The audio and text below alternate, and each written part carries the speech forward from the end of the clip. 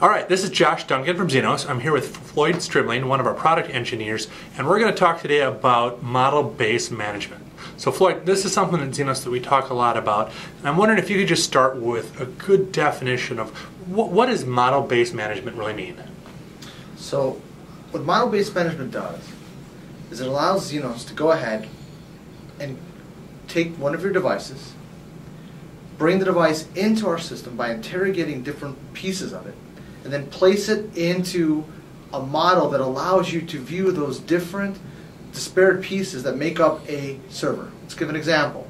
If you have a Linux server and you have a physical box, not virtual yet, that has certain components. It has a file system, it has a CPU, it has IP services, it has different things that you want to look at. Now through the model, what we do is take each of those bits and pieces of information, place it into a model, and then let you view those as components inside of the system. Now doing that has been around for a long time. The uniqueness about Zenoss is that our model is dynamic.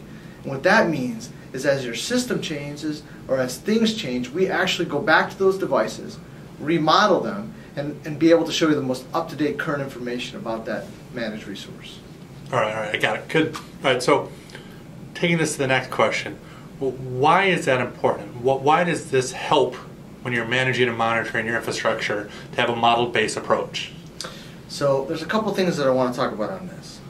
The first thing is for something as simple as dependency mapping. And I say the word simple facetiously. Dependency mapping is something that's very difficult to master.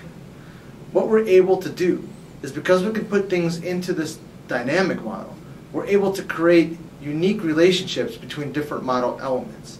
And those unique relationships allow us to do things that are unique in this industry. The other thing is that there are some times inside of an event system that you're going to want to see more than just these events that are coming in and the alerts that you receive. I want to be able to go to that device and check it out. Check out its individual components. View those components visually and be able to see what's going on with that managed resource. And that's what the model gives you.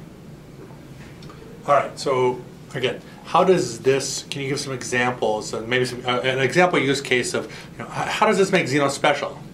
So I'm going to give you 3 examples. First of all, you have an environment that everything is dynamic. So in a dynamic environment, you need a dynamic model. Now let me give you 3 examples, like I said. First, VMware.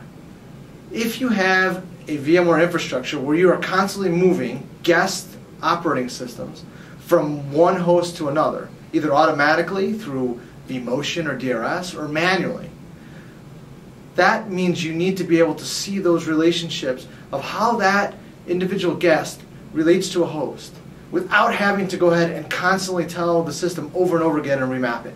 So you can see in VMware these dynamic relationships without doing anything more than having them be put into the system as a managed resource. The second one is we now have dynamic platforms, and these are hardware platforms. Take UCS for example. You have service profiles and virtualization inside of those, and those change as well. So now you need to be able to remodel and look at those things from the model itself, so I can see how is this connected to this, what's moving around, what's the relationship between my UCS box and my storage systems. And finally, it's the dynamic workloads, better known as cloud computing. If you have things moving around from my public cloud to a private cloud or a hybrid cloud, that's one case. Or if you're using a cloud and want to monitor those things, those change as well, because you don't necessarily have control of the physical assets. You're really watching the application, and you need to be able to view that from a central place. All right, so Floyd, the last question here. I know we're not going to go into a lot of depth right now, but this model, is there another advantage, for example, when it comes to reporting or planning, that this model is going to let you see that other approaches won't?